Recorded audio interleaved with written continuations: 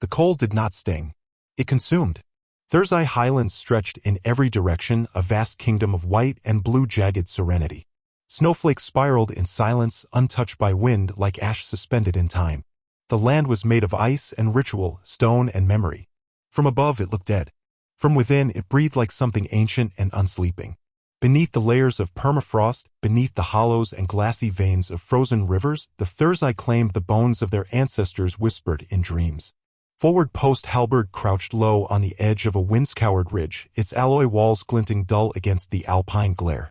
A compact facility of reinforced titanium-doped polymer, it had been dropped from orbit 3 years prior as part of the Accord's peacekeeping effort. 8 buildings total, arranged in a ring with a central comms dome. No banners flew. No sentry walked its walls. The humans stationed there had learned that presence, not posturing, mattered to the Thursday. They were not a people easily impressed. They were not a people easily moved at all. Inside, equipment hummed softly. Rations were stored in thermal lockers. Outside, the stillness pressed down with the weight of vacuum. Radio transmissions often died in the air before they reached a second repeater. Out here, technology felt less like a miracle and more like borrowed time. Sergeant Elias Rourke stood alone outside the comms dome, visor half-fogged with his breath. Thermal sensors embedded in his gear kept his core stable, but his cheeks stung and his fingers curled against the cold despite the gauntlets. He watched the sky darken as the first moon rose above the eastern ridge. The second would follow in minutes, smaller and flickering with glacial refraction. The message had come just before dawn, an invitation, technically. The Thursday Warden caste had requested Accord observers for a sentencing right near the western caldera. They called it Zonthurhul, which translated roughly to severance of disharmony. Rourke didn't like the sound of it. The term carried the same quiet dread as a closed casket. He'd spent the last 4 months assigned to post Halberd, second rotation, running environmental hazard drills and supervising construction logistics on shared infrastructure with the builder caste. His experience during the Dalvani insurgency 2 cycles earlier made him one of the few soldiers with first-hand knowledge of alien justice systems and of when they became a veil for something more primal. He remembered the boy in the oxygen hood, limbs bound, begging in whispers not for life, but for acknowledgement. Dalvani law had demanded a confession before medical aid. The boy had bled out before anyone moved. Rourke had watched. Followed protocol. That night, he couldn't stop shaking. Something in his spine had cracked. Not physically, ethically. A procession of tall, pale forms emerged from the frozen mist. Their translucent carapaces refracted light like cut ice. Jointed limbs moved with elegant deliberation. Their gait was never hurried. Their presence never accidental. 3 Warden caste Thursday, each bearing ornate patterning on their carapace segments and wearing sashes of flensed vine fiber dyed in ritual ochres. No weapons, but they didn't need them. The threat was cultural, not physical. The one in the center bore a ridge of spines along her elongated skull and a mantle made of thin, jointed bone drapes, a symbol of authority. Warden Inquisitor Salrath. Rourke had seen her twice before during diplomatic coordination briefings. Both times she had spoken less than 5 words and made no direct eye contact. Captain Leon Mercer emerged from the dome behind Rourke. She wore full winter gear with rank stripes visible on the shoulders, hands clasped behind her back. "They want us to follow," she said without greeting. "2 observers only. You and me." Rourke nodded. The Warden Inquisitor inclined her head the precise fraction required by diplomatic custom. Then she turned and walked, expecting obedience. The journey to the right site was silent but not slow. The Thursday moved over snow like phantoms, each step deliberate, timed with breath and ritual rhythm. Rourke followed, crunching clumsily in mag-grip boots. Behind him, Mercer walked with the fluidity of a diplomat trained to observe without offense. They passed beneath a glacial arch marked with sigils carved by builder caste artisans, memory runes commemorating a juvenile who once defied caste order to speak during a Sirith morning rite. The child vanished after judgment. The story was relayed to Rourke weeks ago by a builder over shared heat ration. It had no ending. None of their stories did. The Highland wind never stopped, but here it moved low, skipping across the ice like a whisper. Visibility remained low, but the Thursday knew every contour, every hidden crevice. Twice they passed beneath shimmering walls of frost marked with age-dusted ash lines, the aftermath of ancient volcanic vents, now sealed in silence. Above them, a small reconnaissance drone buzzed faintly through the air. Rourke noted it. Not Thursday tech, Accord issued. Silent surveillance, watching everything. Watching him.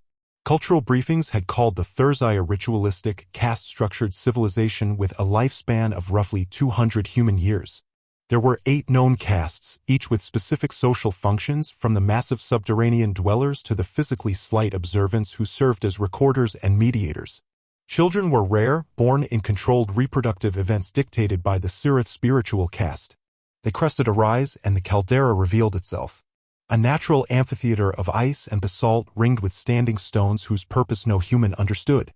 At the center, a raised platform of sculpted ice, thin enough to shatter beneath a child's weight, etched with sigils and bloodstains from past rites. It glowed faintly from embedded minerals, giving off a sickly pale luminescence. To either side, fire urns burned with a white flame, plasma derived from thermal wells, another Thursday signature. Clean, efficient, deadly. Everything they made followed that trinity. Thursday from multiple castes had gathered, gray-plated builders with their hunched spines and heavy claws, slender observants marked with iridescent dorsal fins, and the haunting Sirith with their elongated limbs and blank white facial plates. They worked in ritual patterns, arranging stones, tracing glyphs, emitting a low-frequency hum that felt more geological than biological. It vibrated through the bones more than through the air. Mercer consulted her tablet, then whispered, "They said the accused is a juvenile." Rourke didn't look at her. What did she do? Mercer hesitated. Violation of sacred caste protocols during an active crisis. Meaning what? She used alien methods to alter the outcome of a sanctioned survival rite. Rourke's tone flattened. She saved someone. Her brother. He was undergoing a trial of ascension.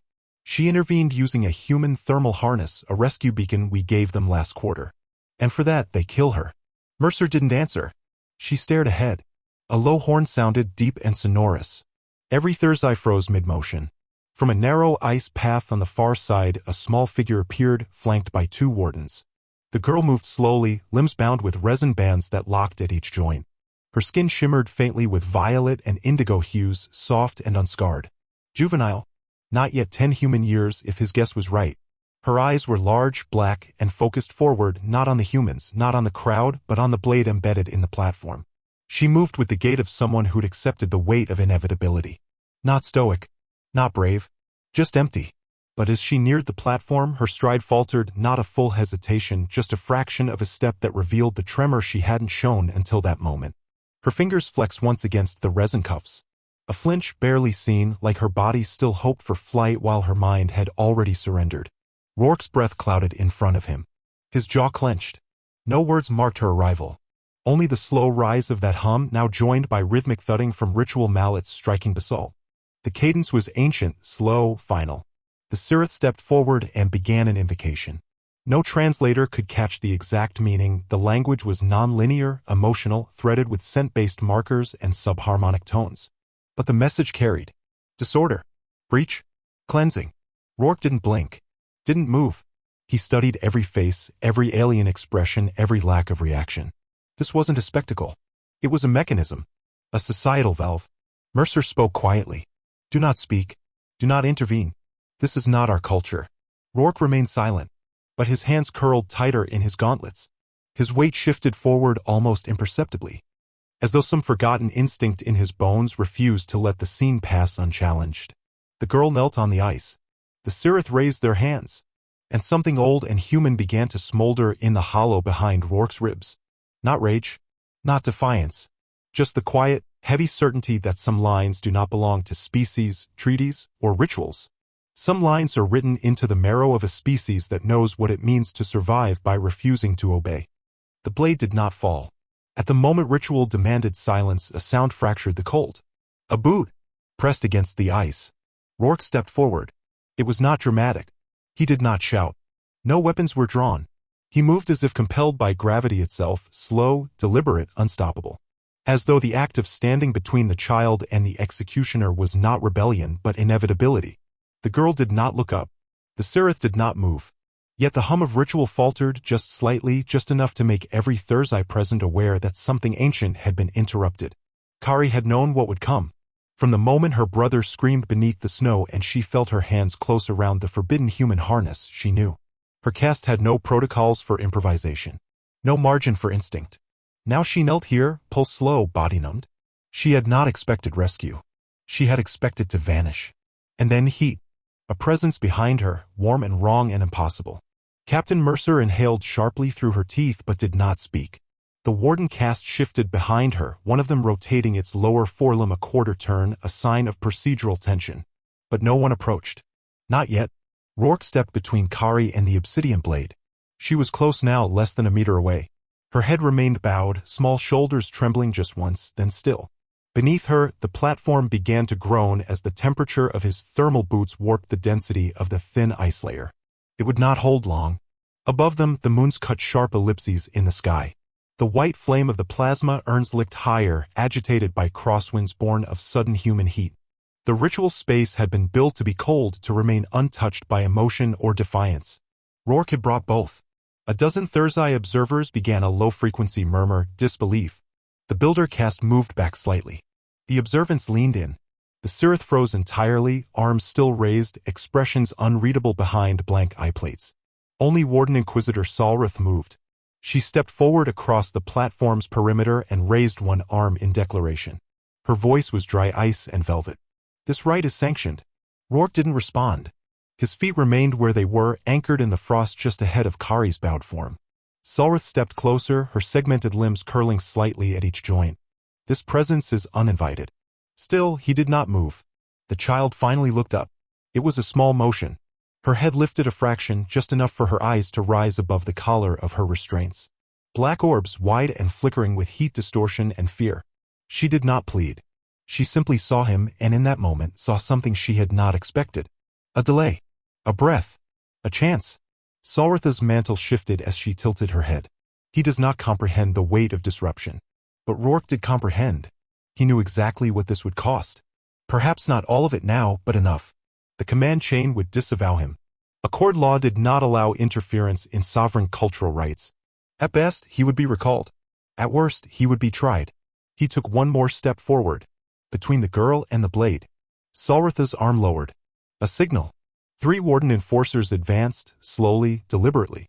Not armed, but posture alone communicated enough.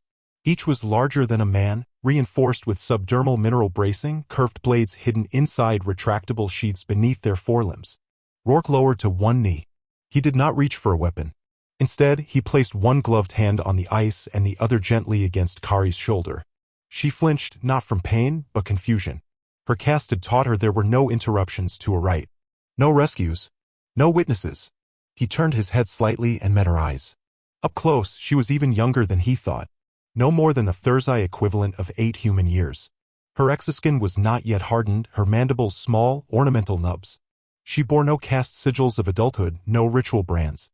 Yet already she bore the marks of exile, a single stripe burned into the resin band around her neck. A mark of shame. He saw another boy in his mind. Human. Oxygen mask cracked. Bleeding out under an alien tribunal's passive eyes. Rourke had watched from the perimeter. Had done nothing. He'd followed orders. Honored local rights. And the boy had died whispering. A shadow passed overhead. The surveillance drone, repositioning. Mercer finally stepped forward, holding out her tablet, voice tight. Stand down, Sergeant. You are violating Article 4 of the Accords. This is Thursday internal jurisdiction. Rourke didn't rise. She's a child. Mercer lowered the tablet. The tension in her face cracked, but only slightly. You're going to break more than protocol. You'll compromise the entire Accord presence here. They won't let this pass. Salrith will escalate. Rourke looked at the Warden Inquisitor, then at the 3 advancing enforcers. He didn't need a translator to understand the readiness in their stance. He spoke slowly. Then let them. Behind him, Kari's restraints began to hum. Temperature fluctuations from his armor systems were affecting their chemical bond. She shifted, her legs too weak to rise but no longer trembling. Rourke could feel it, life returning. Salrith gave no further order. She turned. She left. The enforcers froze, unsure. The rite was broken.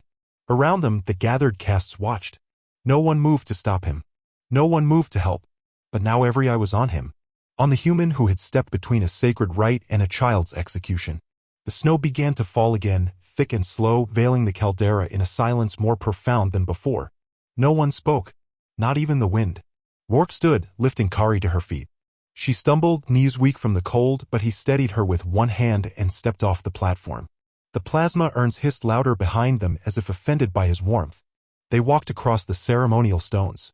Step by step, No one moved to intervene. Thursday customs dictated neutrality once a right was broken. If a breach occurred and no immediate judgment was given, all castes were to observe and report, not act. It was a mechanism born of ancient civil wars and bloody rights gone wrong, and old fear hidden inside a modern mask of procedure. Every eye tracked him. When they reached the edge of the caldera, Mercer met them. She did not stop him. Instead, she stepped aside. "I hope you know what you've done." "I do," Rourke said. Kari clutched his sleeve. Her small, chitinous hand trembled but did not let go. They returned to forward post halberd under escort. No warden led them. The builder caste accompanied them instead, silent, slow, with their heavy frames swaying slightly from side to side in the cold. It was not approval. But it wasn't condemnation either. Inside the post, heat and filtered air felt alien after the purity of the open ice. The command center buzzed softly as comms terminals came alive. Mercer walked ahead of them, already preparing her transmission to Central Accord Command. Rourke ignored it. He guided Kari to the medical bay where the lone medic on duty froze at the sight of her. "Get her stabilized," Rourke said. "Low temp exposure, restricted mobility, possible nutrient deprivation." The medic nodded and set to work. No questions. Kari was silent throughout. Her eyes tracked everything, equipment, lights, humans, but she said nothing. When Rourke stepped back to let the medic work, she turned her head slightly. Just enough to watch him leave. In the briefing room an hour later, Rourke stood alone before a frozen transmission frame. The Central Accord liaison had yet to respond. Instead, the room flickered with pre-recorded diplomatic protocols, legal statutes, excerpts of treaties. Article 4. Cultural Sovereignty Clause. Violation. Interference. Then a new message flashed. Unauthorized intervention report escalated to Accord legal operations. Mercer walked past the glass, saw the message, and paused. She said nothing. She didn't need to. Kari's file had arrived from the Thursday Observatory Corps. Unauthorized, likely from an observant who had watched the rite unfold. Her name was Kari of the Third Spiral Artisan Caste, Initiate of Precision Tools. Not yet assigned an adult designation. Her violation, use of foreign technology during a sacred ascension trial. The trial had been underway for her older brother, a youth named Selrin, when an avalanche collapsed the pass he was meant to navigate. Kari had activated an emergency beacon and used a human harness to extract him. Selrin survived. Kari was sentenced to excision. The file ended with a notation, "No appeal requested." Subject complied fully with preparatory procedures. Rourke closed the file. The door chimed. Kari stood there, wrapped in a thermal blanket too large for her frame. Her feet were bare. Her eyes unblinking. "I didn't know you could leave the med bay," he said. She stepped inside, silent, and sat across from him. After a pause, she tapped her fingers once against the edge of the table. Then again. A rhythm. Not random. He leaned forward. "You're a toolmaker," he said. She nodded once. Her voice, when it came, was barely more than a breath. "I calculated his collapse vector. There was no chance of natural egress. You saved his life. I violated boundary protocol." He shook his head. "And they'd kill you for it." Kari looked down. "They already did." Outside, the wind howled. Not through the wall, through memory. Rourke looked at the girl across from him and saw not just a Thursday child. He saw a spark. A thread pulled loose from a vast, cold weave. He didn't know what came next. But he knew he would not let them bind her again. Not without stepping in. Not without standing the way only a human could. And this time he would not step back. For 37 hours, nothing happened. No response from the Accord. No new directives. No warden emissaries at the gate. The silence weighed more than a verdict would have. It wasn't peace. It was assessment. Measured. Watching. Rourke spent the first day combing the outpost's systems for sensor pings or long-range message fragments. He found nothing but recycled weather telemetry and passive scans of snow patterns. Still, he checked every 6 hours.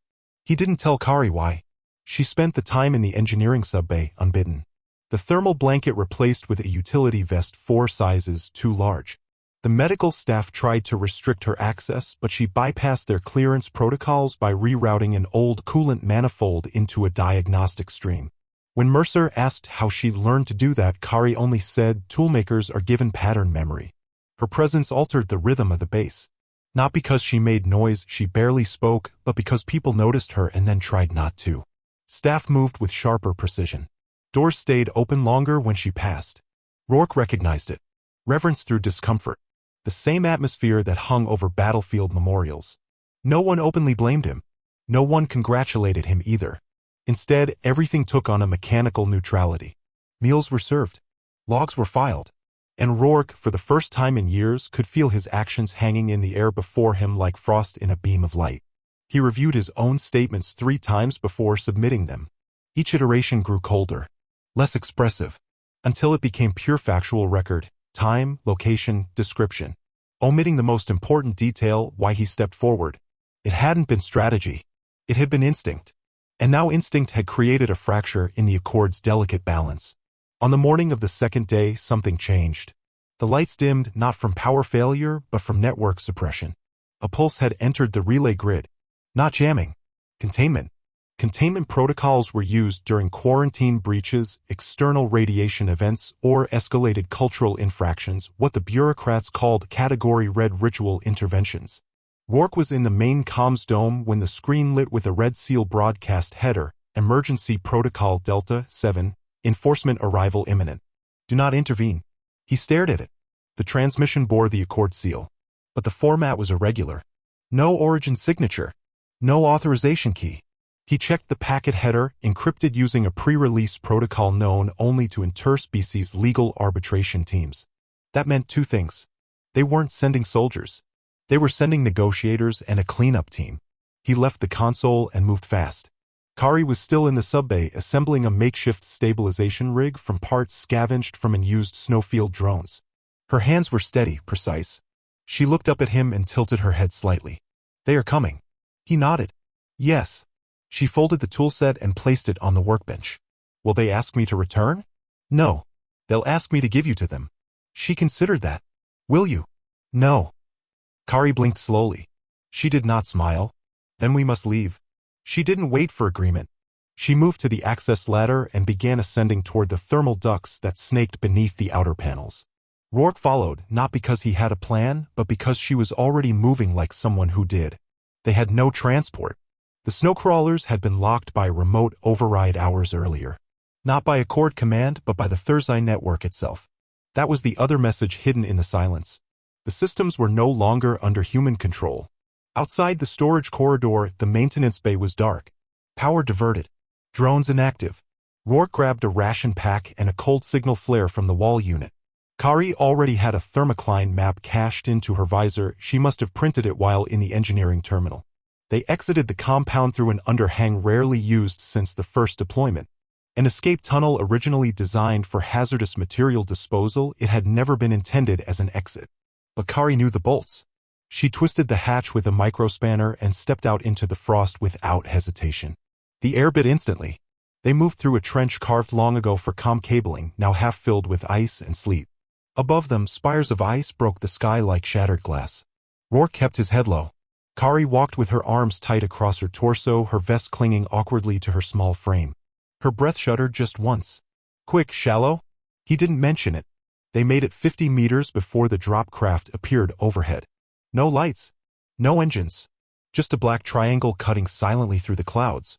Kari stopped and pointed to a rocky slope barely visible beneath a veil of snow. Thermocline layer is thick there. Heat shielding from below. Volcanic runoff. We can hide. Rourke nodded. The slope was a ridge from the old survey maps, a basalt overhang above a geothermal pocket. Too narrow for dropships. Too irregular for scans. Just enough. He turned, saw Mercer watching from the comms tower. Her silhouette was motionless behind the window. Then, slowly, one hand lifted. Not a wave. Not a signal. Just a pause, fingers extended as though holding something that wasn't there. He turned back. Kari had already vanished into the white. They climbed in silence. The wind tore at their clothes. Ice crusted over Rourke's boots. Every step was effort. Kari crawled with precision, finding footholds in rock that hadn't seen light in years. At the top of the ridge, they found a shelf wide enough to crawl beneath. The warmth was faint but real. Steam drifted up from hairline fractures. It smelled of rust and sulfur. Kari positioned herself in the darkest corner, knees up, elbows balanced, eyes scanning outward through a narrow crack in the stone. Rourke lay flat on the stone beside her. It was warm but jagged, like resting on the teeth of something buried. He spoke first. You planned this. I calculated the likelihood of retribution after your act. Not mine. Yours. Kari was quiet for a moment. Then I did not plan for rescue. But I remembered the ridgeline from my initiation survey. I memorized paths in case I was assigned to surface reclamation. You think like a soldier. She shook her head. I think like a maker. All failure is design failure. I made a choice. Now I design the path forward. Below them, the drop craft touched down. From its undercarriage, 6 figures emerged. Not Accord troopers. Not Thursday wardens. These were something else, cloaked in black sineweave, each bearing no caste sigils, no command glyphs. One held a thermal cutter that buzzed faintly with a pitch that made Rourke's teeth ache. Another wielded a scanning wand that pulsed with slow crimson flickers, washing across the snow in wide, deliberate sweeps. Their heads were featureless domes of matte black. No eye slits. No identifiers. Their limbs moved with a stiffness that wasn't hesitation, it was precision. Every step seemed calibrated to a rhythm only they heard. Kari watched them. Judicators. You know them. They are not public. They erase breach vectors. They are castless because they answer only to the Sirith core. Rourke unhooked the flare from his belt. If they find us, they won't. The rock density will scatter passive scans. He looked at her. She wasn't guessing. He shifted to a lower position and stared out across the snow's cape. The Judicators moved slowly, methodically. Their motions were not hurried. This wasn't pursuit. It was collection. And if Kari was right, they wouldn't stop with her. He spoke softly. They're here to make it as if you never existed. Kari didn't answer. She didn't need to. For now, the fire was lit. But it burned low, hidden beneath stone. And soon it would need fuel. The ridge did not shake. It listened. Through fractured basalt and sulfur-threaded steam, the world below whispered in coded rhythms. Kari counted the seconds between the Judicator's steps, her mind mapping each pulse across the snow like sonar. She could feel their spacing now. 6 distinct patterns. One slower. One heavier. A limp, maybe. Even their perfection wasn't complete.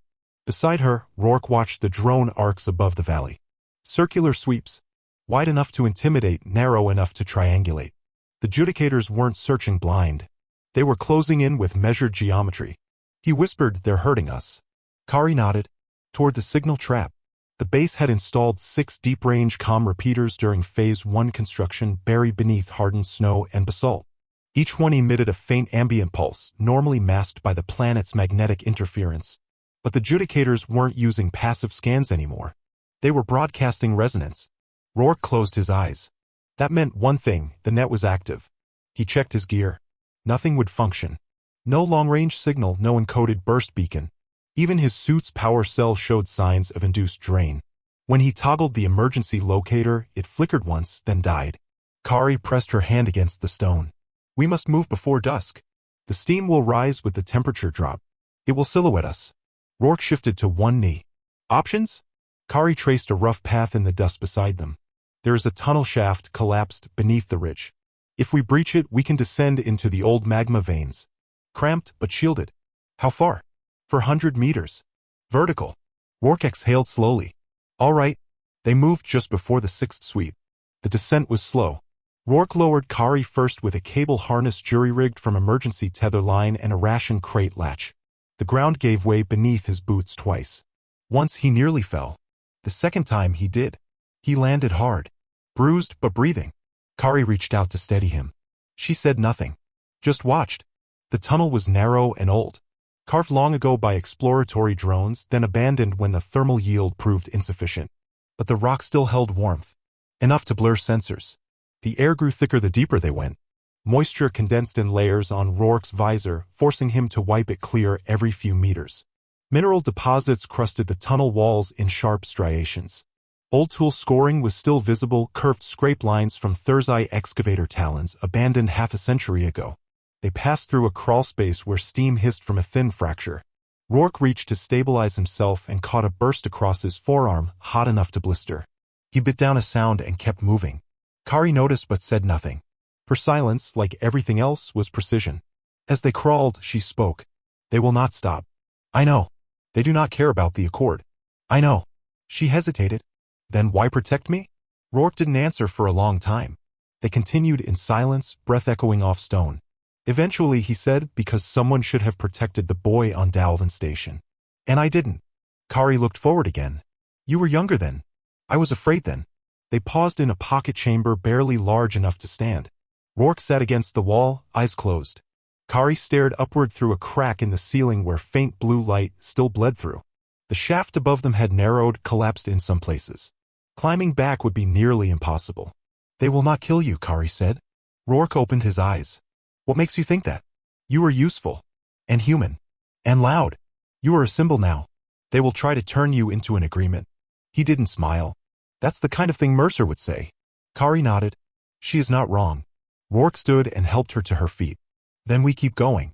The tunnel widened into a fracture chamber, a natural split in the ridge where molten rock had once surged upward.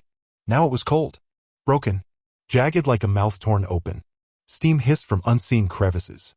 A faint sulfur tang laced the air. Here, they paused. Rourke pulled the ration pack from his belt and divided it in silence. 2 nutrient strips. 1 hydration pack. Kari took her share without comment, chewing slowly, thoughtfully. Then came the sound. A whine, faint, modulated, rising in cycles. Not natural. Not wind. Kari turned to him. They found an access shaft. He nodded. They'll send one. She crawled to the edge of the chamber and stared down into the lower fold. Judicators hunt in triangles. One draws the line. The others form the base. The forward unit always enters first. Rourke stood and adjusted his grip on the utility blade. No energy weapons. No noise. Then we make the forward unit regret being first. He moved to a tight corner near the ledge and pressed himself against the stone, heart-slowing. Kari reached into her vest and withdrew a shard of mineral glass, dark, chipped, with a crude edge. She gripped it without hesitation. What are you doing? He asked. She met his gaze. What you taught me. Standing. She shifted to the opposite flank of the chamber and wedged a reflective crystal sliver into the thermal vent, angling it just so. Then, with a soft scrape, she tapped her shard against stone, creating a faint echo offset from their position. The first judicator dropped in silence. It unfolded from the ceiling shaft like a limb sliding through skin. No sound, no breath, no mechanical hiss. Its limbs articulated backward at the knees. Its hands were 5-bladed fans of carbon fiber. Its mask reflected nothing. The thermal echo drew it to Kari's decoy. Rourke moved. He launched low, striking from below. The knife buried into the soft hinge at the judicator's hip just below the plated armor joint. The unit spasmed, rotated its arm back for a strike. Kari surged forward, dragging her mineral shard across the side of its knee. The edge sparked. The joint slipped. The judicator fell sideways, limbs spasming. As it collapsed, a sharp tone emitted from its chest cavity, a single chime. Rourke's knife snapped inside the neck seam. The body went still, but its armor began to thicken, plates flexing as if hardening in death. Failsafe, Kari said. They signal if they fall. Rourke pried open the torso seam with a rock fragment and jammed the flare core into its power node. A flash. Then stillness. Silence returned. Steam hissed. Kari stood slowly, her hands trembling. Rourke pulled the dead judicator against the wall and covered it with loose rock. They will know, she said. I know. They will send more. He nodded. Then we go deeper. They left the chamber behind. After 10 paces, Kari stumbled. Rourke caught her. She didn't speak. Her body shook not from injury but from adrenaline and exhaustion. She pulled away, sat against the wall, and folded her arms tight. He crouched beside her. Said nothing. She rocked once, twice, then stilled. We killed it, she whispered. Yes. Her voice was dry. It felt like solving a puzzle. He looked ahead into the dark. That's not wrong. Each step echoed louder now. Not because of the stone, but because of what waited in the dark ahead. And behind. They moved deeper into the earth. The tunnels narrowed and twisted, carved by time and pressure rather than design. Geothermal pockets pulsed around them, sometimes warm, sometimes blistering. The walls wept moisture. Drips echoed like footsteps. The silence between echoes was too long. Rourke's arm stung where the burn blistered under gauze. He didn't speak of it. Pain was part of the rhythm now. Kari moved ahead. Not fast. Not afraid. She was charting a new kind of thinking, tactical and spatial. She no longer asked permission to lead. Her body leaned into the decisions. Her eyes traced mineral seams, airflow channels, the subtle dance of heat and gravity that betrayed structure beneath. Behind them, the ridge above was still. But the judicators would not stay above. They did not move like soldiers. They moved like functions, algorithms with limbs. Rourke imagined them not marching but calculating, shifting through Earth like a fluid equation. At the 6th kilometer, the tunnel split. One path led upward into tighter stone. The other dropped into darkness. Kari hesitated, then pointed down. They would not expect us to go where life cannot be sustained. Rourke followed without question. They slid down scree and ancient scaffolding, past layers where minerals glittered in the dark. The heat built slowly, not enough to kill, but enough to thin breath and dull thought. The stone smelled of iron and something older, like burned oil and crushed bone. Third-eye architecture ended here. This was pre-civilization space.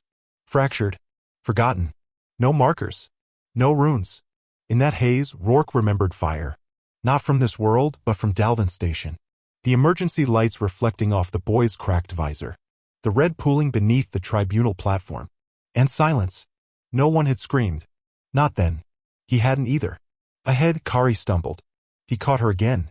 Her skin was overheating. Not critical, but rising fast. We can't stay down here long, he said. She didn't argue. Instead, she pointed to a vent shaft, vertical and tight. Air moved faintly through it. Climb it, she said. It leads to an old relay nest. How do you know? I don't. But the air's cooler there. They climbed. The shaft walls were slick and close. Twice Rourke's burned arm nearly gave. Kari paused only once to wedge a rock as a foothold for him. They emerged into a dome. Ancient. Hollowed out. Abandoned. Relay struts lay in twisted pieces. Data nodes blackened by heat. One console still blinked, barely alive. Kari moved to it instantly, hands working before he could stop her. Don't. It's already dead, she said. I'm not calling. I'm watching. She tapped into the passive sensors, old, blind to military codes. But not to motion. They drew data from kinetic drift, atmospheric displacement, the gentle flex of tectonic strain. A red dot pulsed. One judicator. Close. Inside the ridge. Rourke looked up. We make our stand here. Kari didn't look away from the screen. No. I will. He stepped forward. Not a chance. She held up her hand. Listen. And he did. The stone was humming again. Not just above. Below. The judicators weren't alone. A second pulse. A third. Kari turned. They're triangulating. But not for us. For broadcast. What kind? Erasure. Rourke stiffened. Erasure didn't mean death. It meant deletion. Memory cleansing. Witness suppression. Cultural cleansing by data excision. A weapon as old as fear and far more enduring. Kari stood. We disable the core node. Or we vanish. Rourke moved to the relay corpse and traced the wiring. How do we find it? Kari pulled a sensor shard from her vest and affixed it to a cracked fiber trunk. This node is a relay hub. It doesn't store data, it redirects it. We follow the strongest current trace. That leads to the core. She flicked a switch. The display blinked once, then resolved into a network map, corrupted, degraded, but coherent. One path burned hotter than the rest. A deep signal. Red. Below. And if they beat us there? Rourke asked. Kari handed him a thermal charge from her satchel. The pack buzzed faintly, alive with ionized gel. Then we give them fire. He looked at the screen. 3 red dots converging. How much time? Kari checked the drift rates. 12 minutes. They ran. The path wound through layers untouched by tools. Just lay undisturbed for centuries. At one point they passed a calcified skeleton, third's eye, likely builder cast. Its frame was fused to a bulkhead, the death pose frozen in agony. Kari did not pause. Preliminary builder. Mark III bone density. They sealed the shaft rather than abandoned the code. You say that like it's normal. It was. Until it wasn't. Rourke caught a flicker in her tone. Not coldness. Memory. They dropped into a final shaft, almost vertical. Kari set pitons. Rourke followed. The last meter fractured under his boot, sending him sliding across gravel into a hollow chamber. Heat washed over them, not violent, but radiant. A humming filled the air.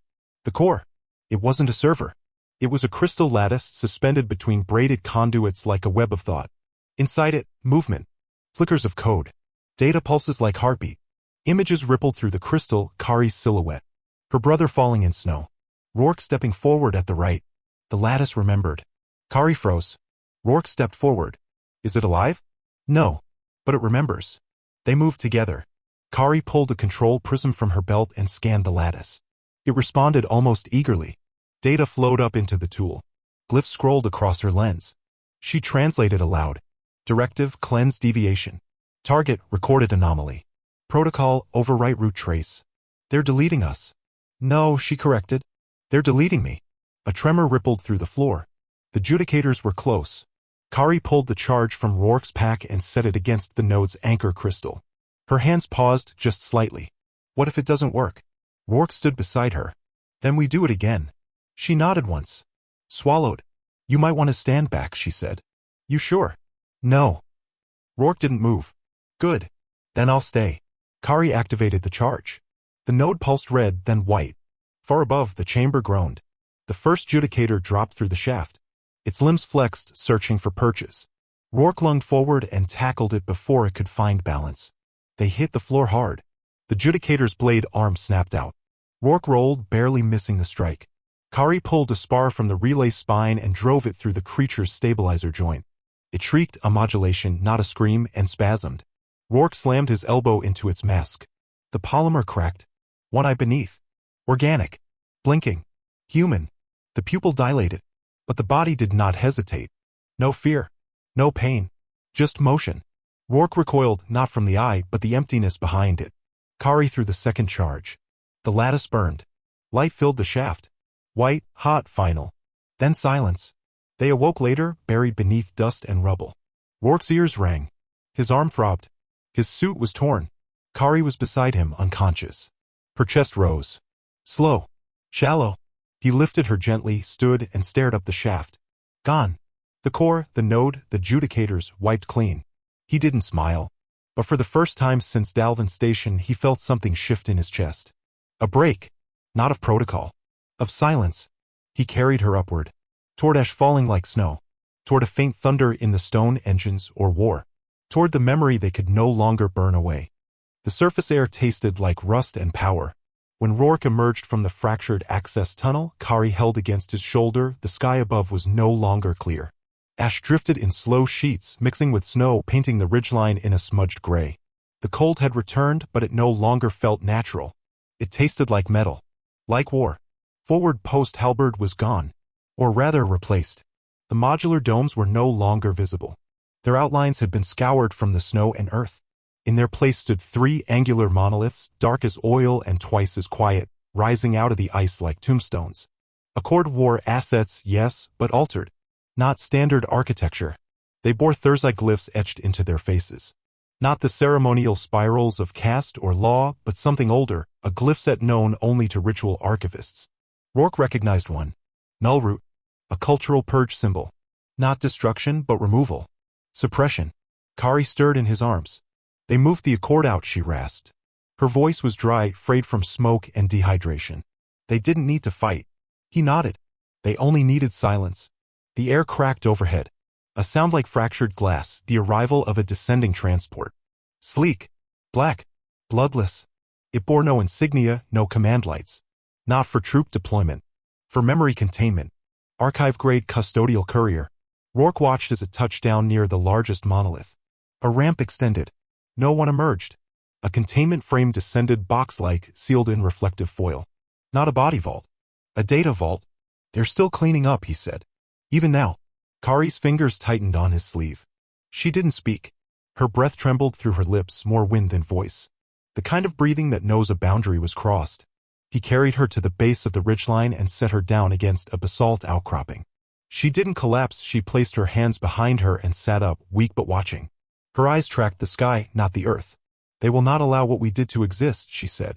No, Rourke agreed. But that doesn't mean it's gone. He reached into his belt pouch and pulled out the shard she had used in the thermal relay trap, a sliver of mirrored crystal burnt at one edge, still warm to the touch. He turned it in the light. Inside, if one looked closely, light fractured wrong. The crystal had been part of the core lattice before they destroyed it. A shard of memory storage tech, semi-organic, tuned to the same resonance fields used in Thursday funerary record-keeping. That was the thing about cultures that remember everything. They left ghosts in the wires. Kari watched him turn it. You think it transmitted? I think it didn't have to. He held the shard toward her. This remembers. She reached for it, her hand shaking. The moment it touched her palm, it flickered. Not a light. Not a sound. Just a shift in weight. Like something inside had moved to meet her. It emitted a pulse too faint for human ears, but Rourke saw the envoy's translation band flash in error. Glyphs fluttered across the device, unparsed. Kari saw it too. And for a breath, doubt cracked her face. What if being remembered is worse? She whispered.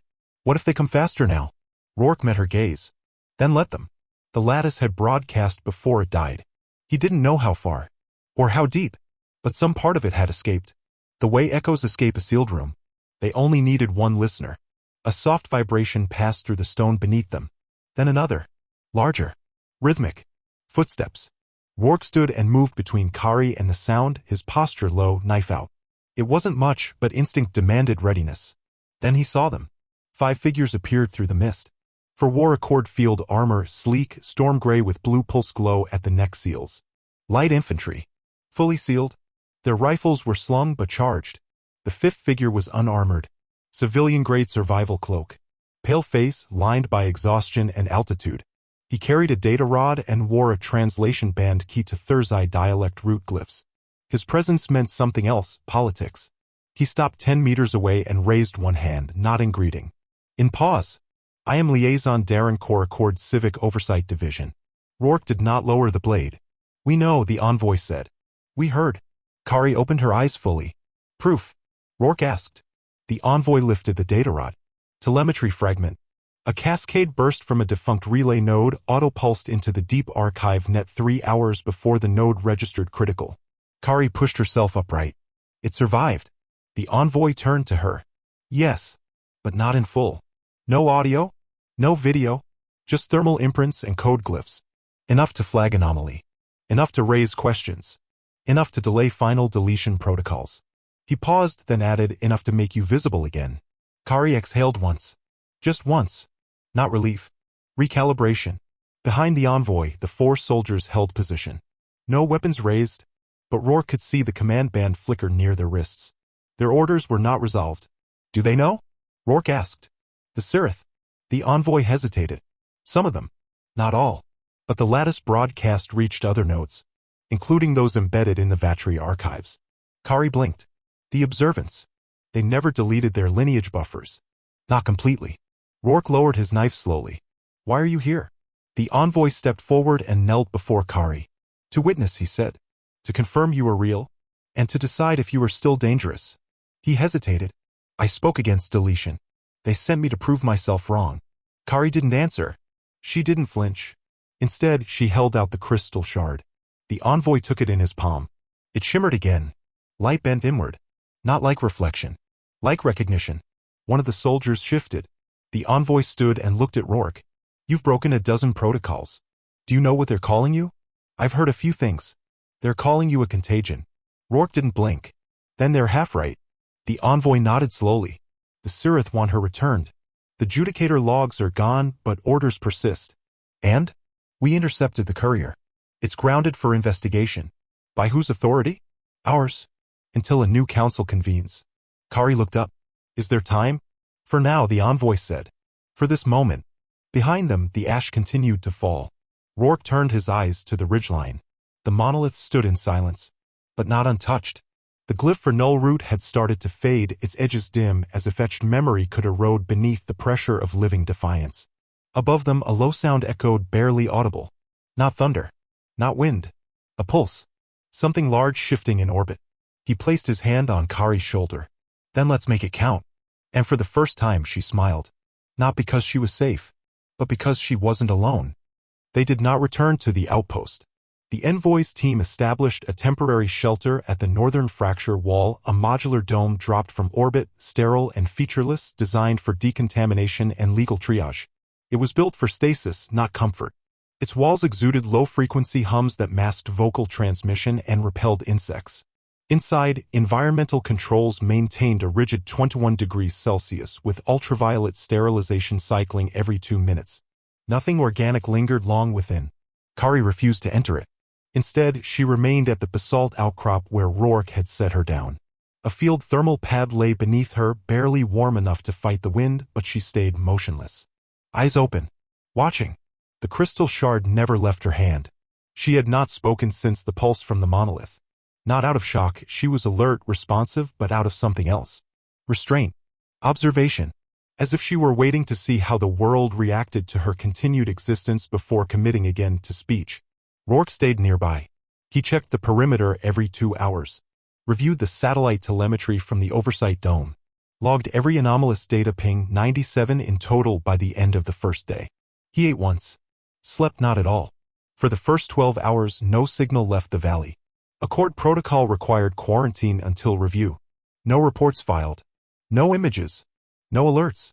Then the first override came. Encrypted. Narrowband. Origin unknown. Routed through non-accord comm buoys. It carried no message. Just coordinates. Old ones. Kari reacted first. She stood slowly but on her own and spoke a phrase Rourke hadn't heard before. Something in her native dialect, harsh and clipped. A command, not a question. The envoy responded immediately. You recognize the glyph key? Kari nodded. Builder class failover beacon. Activated only if memory thread integrity is broken. Is that what you think happened? She looked toward the mountains. Snow curled in vortexes around their peaks where long-range antennas had once stood. Now, the high relays were gone, disassembled, or collapsed. I think memory has decided to fight back. By the second day, they had confirmation. The signal had spread not as a transmission but as a corruption. Thursday data structures designed to be immutable, chronological, unalterable had begun to twist. Not visually, not obviously, but underneath. Cross-referencing broken. Ritual metadata scrambled. Core symbols inverted. Minor at first, then systematic. It began in secondary storage strata and used memory stacks, forgotten civic records. But soon it reached primary glyph archives. In cities. In governance nodes. In holy vaults. One observant technician had tried to purge the fragment and been locked out of his own interface. His cast identity glyph recompiled without his consent. It labeled him initiate null. Within 30 hours, 32 similar glyph collapses had occurred across 3 major Thursday provinces. No two followed the same pattern. But all had one common symptom: they registered Kari's genetic echo signature in system logs. At the Myarch, for observants refused to affirm sunrise rites. The city paused for 42 seconds. No one moved. No one knew what came next. Kari reviewed the logs with flat detachment. Her eyes barely moved. Her pulse did not accelerate. They tried to delete me, she said. But deletion is not absence. It's rupture. The memory lattice is correcting itself. Rourke said nothing. He watched the thermal map spread like a wound across a continent of crystal data. They'll retaliate, the envoy said. The Sirith won't let this go. They can't, Rourke replied. It's already gone. Over the next 48 hours, 3 more custodial couriers arrived. 2 from Sirith Command, 1 from Accord Civic Oversight. None deployed troops. All deployed record auditors. Not to clean up. To ask questions. They brought no weapons. Only glyph engravers, translation rigs, and a single fireproof scroll case. The scroll inside bore a single name. Kari's. The envoy read it aloud. Not as an order. As a declaration. By acknowledgement of self-repairing cultural anomalies, the Accord invokes Clause 3 of the Glyph Covenant. All living nodes shall be observed, not erased. Kari did not speak, but her fingers closed around the shard. The scroll hissed as it opened, and for the first time since the chamber, her fingers shook. Just once. The monoliths remained, but the null root glyph had been scraped away partially. Not by humans. By Thursday builders. Quietly. Without order. At first, only the upper curve was removed. Then the central axis. By the third day, a single builder, old, silent, maskless, etched a new symbol into the lower flank. Not a glyph of dominance or judgment. A listening glyph. Rourke watched from a distance, binoculars steady. That's a cast marker. One that hasn't been used in centuries. Kari turned slightly. The cast of memory. He frowned. I thought they were dissolved. They were. Officially. But memory does not obey orders. He asked, what did that glyph mean before they banned it? She answered without hesitation. It meant inheritance through descent. It was banned because it questioned perfection. Later that night, the sky shifted. Not from weather. Orbit changed. 2 satellites realigned. Rourke caught it first, tracking movement in the telemetry lag. Accord relays, yes, but rekeyed. They were no longer routing through Accord CivicNet. Instead, they were pointed inward. Deep data introspection. Self-audit protocols. Rourke turned to the envoy. What did they trigger? COR answered, a flicker of something new in his voice. A reckoning protocol. He paused, then added, I read the crosslink failures in the Foundry, some of them rewrote death rights. I thought it was an error. I was wrong. Kari looked up at the sky, her breath visible in the dark. They're not trying to erase me anymore, she said. No, Rourke murmured. They're trying to understand what you've become. She nodded once. Slowly. And finally she spoke again. Then let them look. The first break came not with violence, but with silence. In the eastern memory vault of Arhask-Cell, a cast registrar opened the daily lineage update. Instead of names, the glyph screen showed absence. Not a blank field, an active absence. A symbol erased mid-script. Half a root, half a branch. No seed. The registrar refreshed the interface. Again and again. But the result did not change. The glyph refused correction. Beneath the surface display, data integrity checks ran autonomously. They reported no error. Within minutes, 5 other vaults across the Thursday continuum reported the same anomaly. All lineage branches tied to Kari's root, minor, once believed extinct, collapsed in recursive failure. Audit systems attempted to repair the chain. They failed. The glyphs would not allow themselves to be rewritten. Kari, who should not have existed, now existed too much. Her thread did not vanish. It rewrote the frame around it. And then it began to propagate. In the Accord archive temples of Delmar's Reach, technicians logged a sharp rise in system latency. Not mechanical, glyph logic-based. Scripts slowed down when querying ancestral logic paths, particularly those linked to caste precedents. An algorithm designed to calculate ritual placement began returning invalid nulls. When one handler attempted to override the sequence, his identity confirmation was rejected. His glyph badge flashed an ancient designation not seen in generations. Discontinuous origin. Accord High Command called it a syntactic loop cascade. The builders called it a fracture of filial syntax. Observants refused to classify it at all. They simply turned off their interfaces and watched. What emerged next wasn't a virus. It was a signal, embedded in the glyphs. Slow, rhythmic, measured. Not raw data, but echo-structured sequence. Memory as language, language as invitation. A phrase reconstructed across scattered systems. I am not broken. I am unforgotten. Kari herself said nothing. But in the days following the Reckoning Protocol, the systems kept changing. Vaults unlocked. Old tribunal logs resurfaced, showing inconsistencies previously attributed to system drift. Names once purged from the civic rolls emerged again, linked to decisions, sacrifices, disobediences once edited out of existence. Each one became a pivot, a rethreading. One log showed a casteless child advocating for a tribunal witness to be spared, against directive. That child was later flagged for behavioral deviance and deleted from the record. Now their words had returned. Another revealed that a builder overseer once rerouted power during the blackout of the Haskell fires, not to a control center, but to a memory well containing forbidden familial testimony. Such threads bled out of quarantine, resurfacing across shard networks, archival conduits, and buried comm shells. The shard had not vanished. Its final pulse had echoed outward, uncontained. In deep orbit, on the archival net above the Sirith conclave world, a backup glyph began pulsing unbidden. Witness node activated. It had not been triggered since the fall of Orin Station. By day 5, multiple builder casts were showing syntactic instability. Cast symbols reconfigured mid-ritual. Recitation chains failed to loop. In one case, a speaker fainted mid-litany as their identity glyph reshaped beneath their skin. Medics attempted to stabilize the anomaly. The glyph reformed 2 hours later into a pre-accord designation. Linebreaker. In a world where continuity was salvation, contradiction was exile. In the vault world of Telvanner, a civic adjudicator stepped down mid-hearing. He cited incomplete inheritance. When pressed, he placed his hands on the glyphstone altar and said simply, "My name is no longer true." His echo was heard across 12 systems. No one reinstated his role. Others began following. In Lac VS, a Thursday mother found her daughter's glyph restructured overnight. Renamed for an ancestor no one remembered. The child asked what it meant. The mother could not answer. The fracture spread without fanfare, without directives. It moved through rituals and routines, through half-remembered chants and suppressed subroutines. The memory shard had not released a command. It had introduced a contradiction.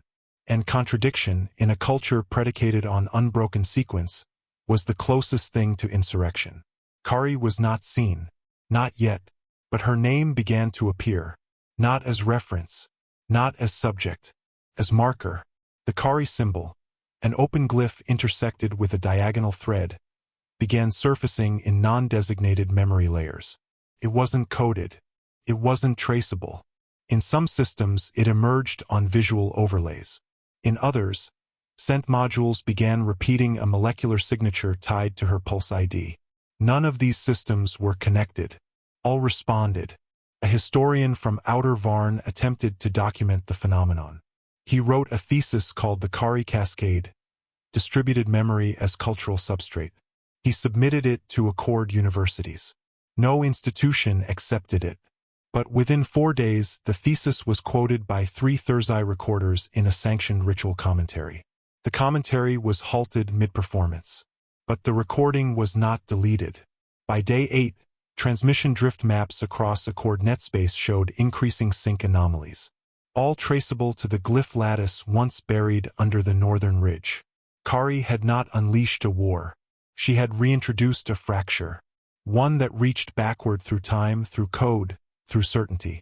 At the northern monolith, where the null root had once marked deletion, new symbols formed. They pulsed with no translation, no key, only rhythm. Rourke watched from a distance. He saw a builder castless approach the stone and kneel, not in reverence, but in alignment. The builder did not speak.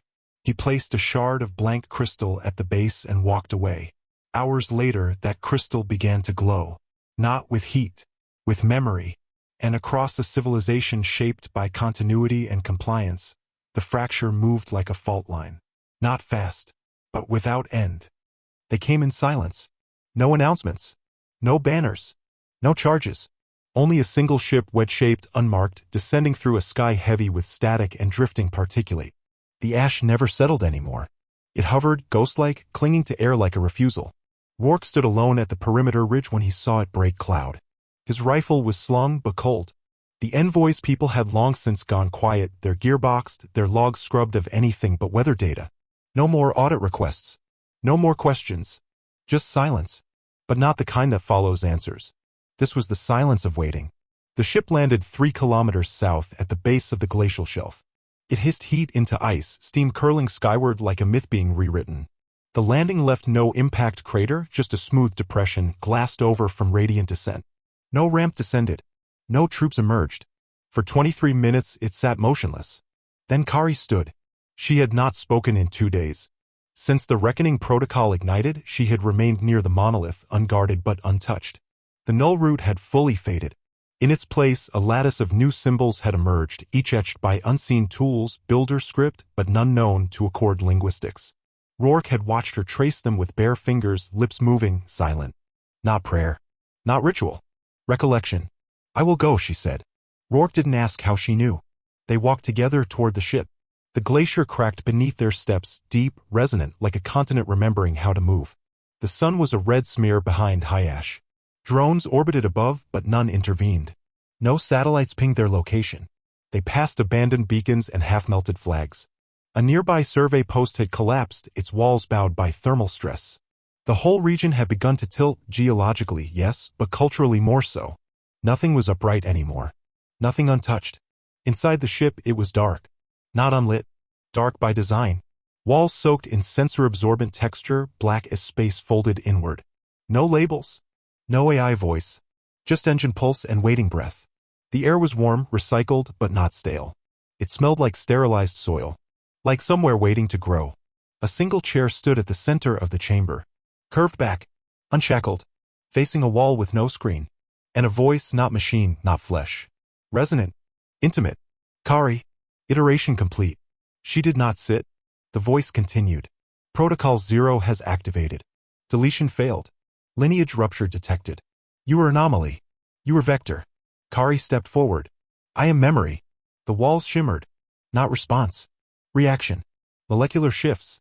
Heat gradients. She felt it across her skin, acknowledgement. Do you wish to be preserved? No, she said. I wish to be known. A pause. Then define intent. Kari raised her head. Her jaw tightened and her breath caught before she pushed through. I was born to serve continuity. That continuity ended in silence. I was meant to die. I did not. My record was erased. My body was spared. My glyph was shattered. My vector remained. She opened her palm. The shard. Still warm. Still flickering. It pulsed once, not randomly but in time with her breath. It remembers what I saw, what I suffered, but that is not all. It remembers what I refused. Her voice nearly broke, then steadied. I will not be buried in peace. I will not be consumed as artifact. If you archive me, archive it all. The fracture, the doubt, the guilt, the defiance. The chamber brightened. Not with light, with memory. The walls peeled into layers. Filaments unfolded from behind invisible seams. Symbols cascaded along the ceiling, glyphs from languages lost to the accord. Images spiraled out, Kari as a child, Kari in trial, Kari walking through burning corridors, her hand on Rourke's arm, her fingers on the control prism. 1,000 thermal echoes, 100 decision points, and woven between them, others. Not Kari, not Rourke. Others who had remembered what they were told to forget. A Vatri caretaker who hid documents in her skin. A human child who refused classification. A Sirith linguist who falsified a death record to keep an elder alive. All erased. All back. The shard pulsed again. It didn't just store. It listened. The voice whispered again. Containment exceeded. Consensus breached. Kari stepped fully into the chair's light. Then change your purpose. What purpose should remain? She said it without hesitation. To witness. The ship shuddered, not violently but deeply. Systems reoriented. Internal logic recompiled. She could feel it, not in her bones, but in the way her thoughts no longer bounced off sterile walls. The ship was listening. Outside, Rourke waited. The wind had changed direction. The ash blew east now, away from the monolith. Above, in low orbit, 2 satellites flickered, not failing, but waking. Their beacons began pulsing again. Not in accord code. In builder script. 3 words. Repeating. Memory is motion. Rourke didn't move. He had thought she needed guarding. But what she needed was to be uncontained. Inside the ship, the lights dimmed. Kari sat. And the last command was written not in order but in presence. Not to erase. To remember. It began as a tremor, not seismic, not audible. A flicker beneath the cultural surface of the accord.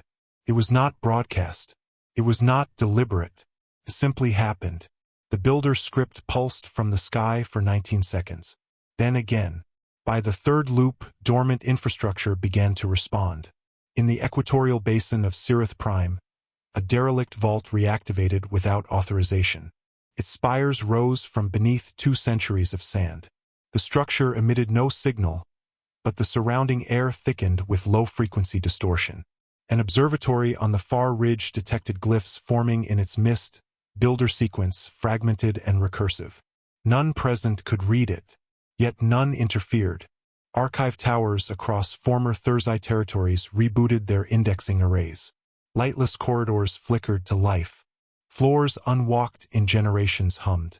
Dust sloughed from data crystal spines. In some chambers only echoes returned. But in others, fragments of memory awoke, self-sorting. It was not a system update. It was a resurrection. The Sirith called emergency quorum. The observants refused to attend. When asked for reason, the reply came in an ancient symbol broadcast on every secure channel. An open circle intersected by a broken line. At Thermae Arch, a tribunal dissolved itself mid-session. Its elder sat unmoving while his name evaporated from the room's airglyph. No one reinstated it. In the orbiting memory lattice above Dalen's first colony, a child's laugh, recorded 82 years ago and flagged for deletion, replayed without prompt. The audio source was corrupted.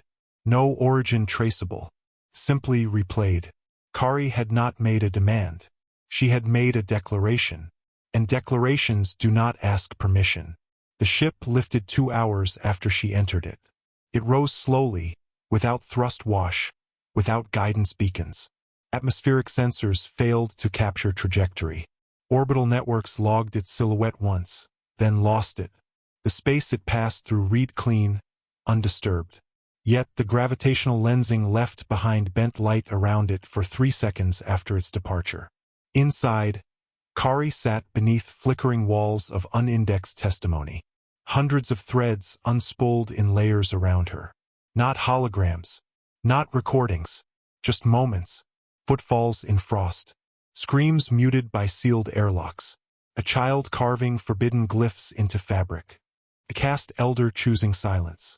A patrol captain falsifying his own route log to buy time for a fleeing student. voices without names, choices without sanction. All returned. She did not speak. She listened. She did not decide. She remembered. Not pride. Not grief. Only clarity. This was not survival. It was return. The shard pulsed in her palm once more, then dissolved. Its memory had migrated. The last pulse echoed outward, not lost, but dispersed. Into systems, into structure, into story. It did not matter whether she was human, hybrid, anomaly, or ghost. She was no longer a secret. She was no longer an exception. She was the first to remain. Rourke watched from the ridge until the ship vanished. He remained long after, boots buried in ash, the wind howling past him like an old voice learning a new name. The monoliths remained, but the glyphs had changed again. Where once there had been null and silence, now there was something new. No translation yet. No one dared assign one. But it was a glyph of motion, of refusal, of continuity broken and remade. Darren Cor, the envoy, returned 2 days later. He did not speak to Rourke. He knelt at the base of the monolith and traced the glyph with one finger, recording nothing. When he left, he took nothing with him. On the 11th day, a courier arrived, not military, not accord. A free world archivist. Independent. Unauthorized. She carried a crate of salvaged builder scripts and asked for no protection. More followed. A week later, a Thursday builder castless approached the site. He carried no tools, no armor. He bowed once, then began carving new lines into the eastern ridge. The Accord never authorized his presence. No one stopped him. In the decades that followed, the ridge became a convergence point, not of doctrine or politics, but of presence. No memory was archived, no scripts classified. Those who arrived left fragments, symbols, audio pulses, scent profiles. No one built walls. It became the first place in living history where nothing was deleted. And across the fractured systems of a wounded civilization, memory began to reassemble, not as order, not as purity, but as story, as refusal, as the final echo of something that refused to die. Not Kari, but what Kari had chosen, to remain. He had not failed to protect her. She had outgrown the need.